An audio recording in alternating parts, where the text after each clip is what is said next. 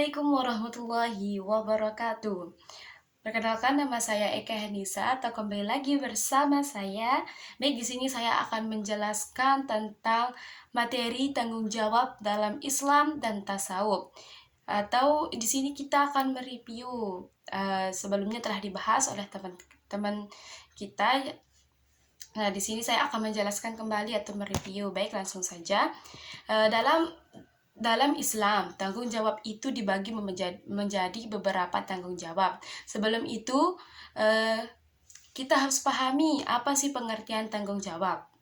Nah, dalam Kamus Besar Bahasa Indonesia, tanggung jawab itu adalah kesadaran seseorang akan kewajiban untuk menanggung segala akibat dari sesuatu yang telah diperbuatnya.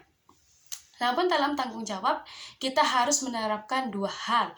Yang pertama yaitu ada kesadaran tentang kewajiban yang harus ditunaikan sebaik-baiknya. Dan yang kedua yaitu kesiapan fisik dan mental untuk menanggung segala risiko dan menunaikan kewajiban dan segala akibat dari perbuatan yang telah dilakukan. Nah, prinsip tanggung jawab ini didasari oleh pada Al-Quran surah At-Tur ayat 21 yang berbunyi yang artinya setiap orang terkait dengan apa yang dikerjakannya. Maksudnya di sini yaitu setiap orang itu harus bertanggung jawab atas apa yang dilakukannya. Misalnya kalau dia berbuat kesalahan, dia harus mempertanggungjawabkannya, bukan malah lari dari kesalahan tersebut. Nah, seperti yang saya bilang tadi, tanggung jawab dalam Islam itu dibagi menjadi beberapa bagian. Di sini ada yang pertama, kita membahas tanggung jawab terhadap Allah Subhanahu wa Ta'ala. Tanggung jawab terhadap Allah Subhanahu wa Ta'ala merupakan tanggung jawab asasi atau tanggung jawab yang mendasar kepada manusia. Terus yang kedua, yaitu di sini kita akan membahas perwujudan tanggung jawab terhadap Allah itu meliputi 6 hal. Yang pertama, membenarkan Allah sebagai satu-satunya Tuhan, dengan mengikrarkan 2 kalimat syahadat.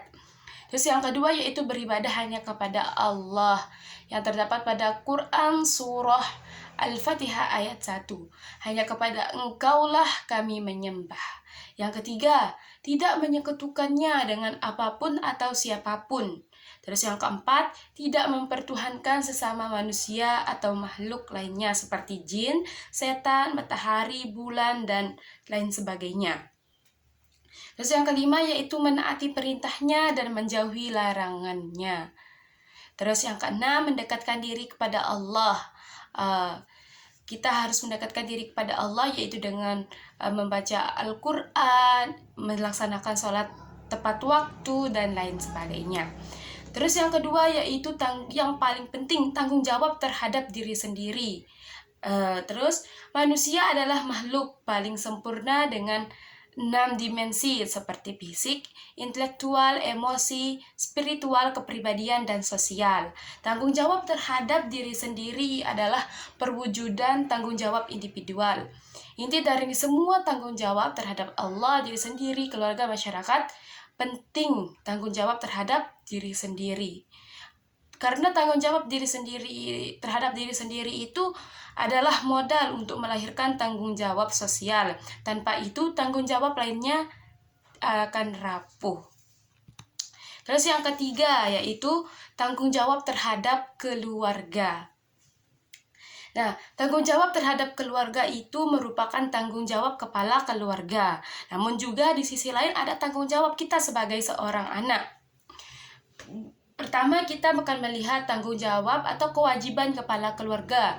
Yang pertama, mencari nafkah yang halal dan berkualitas, terutama untuk pendidikan anak. Terus yang kedua, mendidik anak menjadi pribadi muslim dan yang bertanggung jawab. Yang ketiga, melindungi anak secara komprehensif, baik fisik, mental, atau agama. Terus yang ketiga yaitu yang keempat, menjadi panutan dalam ibadah, ilmu, prestasi, dan kepedulian. Yang kelima, menjadi narah hubung dalam interaksi sosial. Terus yang keenam, menjaga keutuhan dan keharmonisan dalam keluarga, yaitu dalam nafkah lahir dan batin, menjaga komitmen cinta dan komunikasi terbuka. Maksudnya dari komunikasi terbuka di sini yaitu kita, sebagai kepala keluarga harus menanyakan apakah anaknya sudah makan, sudah belajar, bagaimana hari ini, apakah ada masalah atau tidak, gitu. Nah, selain tanggung jawab kepala keluarga, kita sebagai anak juga memiliki tanggung jawab, di antaranya menyimak dan melaksanakan bimbingan orang tua, mengembangkan diri, menjadi pribadi pembelajar, mencintai ilmu dan amal, belajar memahami dan mengharumkan Islam, menghindari pernikahan beda agama untuk menjaga regenerasi umat Islam yang berkualitas. Nah, selanjutnya di sini ada tanggung jawab terhadap bangsa dan negara. Menjadi warga negara yang memberikan kontribusi baik dalam kontribusi tenaga, pikiran, harta, jiwa, karena itu adalah amal soleh. Nah, terus yang kedua, mengikuti wajib militer jika kita diundang oleh negara. Terus yang ketiga yaitu menjadi penggiat pendidikan masyarakat untuk mencerdaskan bangsa. Nah, terus pembahasan yang kedua yaitu ada akar dan permunian tasawuf. Selanjutnya, kita harus paham pengertian tasawuf itu. Pengertian tasawuf tergantung pada siapa yang mendefinisikannya. Sufi mengartikan tasawuf sesuai dengan pengalaman spiritualnya, dan pengamat tasawuf mengartikan tasawuf kembali kepada sudut pandang dan pendekatan yang digunakannya. Namun di sini ada pengertian tasawuf menurut beberapa tokoh. Yang pertama yaitu menurut Junaid al-Baghdadi, keberadaan hamba bersama Allah tanpa ada penghalang dimulai dengan membersihkan hati dari sifat binatang, menjauhi hawa nafsu dan mengikuti syariat Rasulullah Shallallahu Alaihi Wasallam. Nah, terus menurut tokoh yang kedua yaitu Al-Jurairi, masuk ke dalam tasawuf. Menurutnya itu masuk ke dalam akhlak mulia dan keluar dari akhlak rendah atau akhlak yang tidak baik. Terus yang ketiga menurut tokoh Al-Qushairi, yaitu tasawuf adalah mengamalkan Al-Quran dan Sunnah, mengendalikan hawa nafsu dan syahwat, serta menghindari sikap meringankan ibadah. Nah, terus yang kedua, pembahasan yang kedua yaitu asal kata dan perkembangan tasawuf. Nah, dari perkembangan asal kata tasawuf, dari enam teori, yaitu yang pertama teori tasawuf berasal dari kata saja yang berarti bersih, jernih, dan bening. Yang kedua, tasawuf berasal dari kata saf yang berarti barisan. Yang ketiga, tasawuf berasal dari kata safah yang berarti pilihan, karena para sufi dinilai sebagai safwah al-ummar atau umat pilihan. Yang keempat, tasawuf berasal dari kata yuflah yang berarti tempat duduk yang terbuat dari batu atau kayu, karena kebiasaan para sufi dekat dengan kebiasaan ahla al-suglah. Yang kelima, tasawuf berasal dari kata teosofi yang berarti kearifan Tuhan.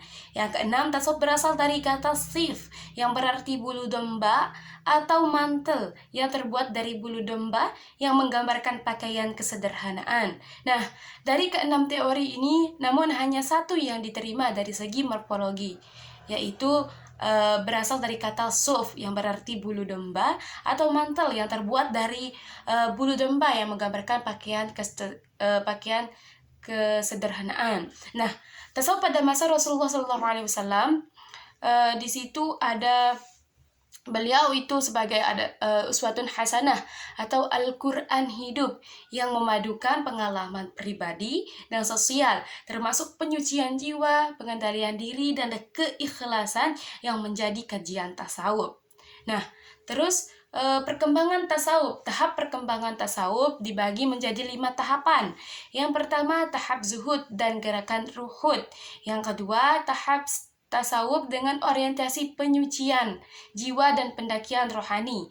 Yang ketiga, tahap penyatuan diri dengan Tuhan, itihad dan hulul. Yang keempat, tahap kesatuan wujud atau wahdat al-wujud.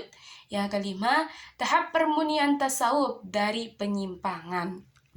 Nah, selanjutnya yaitu ada pemurnian dan jenis tasawuf. Yang pertama yaitu permurnian tasawuf. Pemurnian tasawuf ini dirintis oleh Imam Malik bin Anas, yaitu didirikan pada tahun 1179 Hijriah untuk memadukan fikih dengan tasawuf. Nah, terus apa sih pentingnya pemurnian tasawuf ini? Yaitu siapa yang mengamalkan tasawuf tanpa dilandasi dengan pemahaman fikih, maka sungguh ia telah menyimpang. Nah, terus setelah Imam Malik bin Anas meninggal, pemurnian tasawuf ini diteruskan oleh Buya Hamka pada zaman modern dengan merumuskan 3 reformasi. Yang pertama membersihkan dari bid'ah, menjauhkan diri dari nilai sosial usang, dan merumuskan praktik tasawuf modern. Nah, terus jenis tasawuf. Jenis tasawuf itu dibagi menjadi 3. Yang pertama, tasawuf al-asilah, bagian dari ajaran Islam, konsep sejalan akidah, pengalaman sejalan syariat. Nah, terus yang kedua, al-dakhilah, yaitu tradisi atau budaya spiritual dari luar Islam yang melahirkan tasawuf falsafi seperti ittihad, hulul, dan wahdat al-wujud. Terus yang ketiga, neosufisme, pemurnian tasawuf dari bid'ah agar sesuai dengan Al-Quran dan Sunnah Nabi. Nah, corak tasawuf al-islah itu ada dari terdiri Qur'ani, Sunni, akhlaki, amali, atau memadukan ilmu dan amal, dan salafi menjadikan Rasulullah dan salaf saleh sebagai model. Jadi kesimpulannya pada pembahasan ini, tanggung jawab dalam Islam itu mencakup dimensi vertikal dan horizontal. Kalau vertikal itu mencakup terhadap Allah, dan kalau horizontal itu tanggung jawab terhadap diri sendiri, keluarga, masyarakat, alam, bangsa, dan negara. Tasawuf adalah upaya, dan tasawuf adalah upaya penyucian jiwa untuk mencapai kesadaran tinggi bersama Allah yang harus dilandasi oleh akidah dan syariat yang benar atau syariat sesuai fikih. Mungkin hanya ini yang dapat saya sampaikan. Kurang dan lebihnya saya mohon maaf. Wassalamualaikum warahmatullahi wabarakatuh.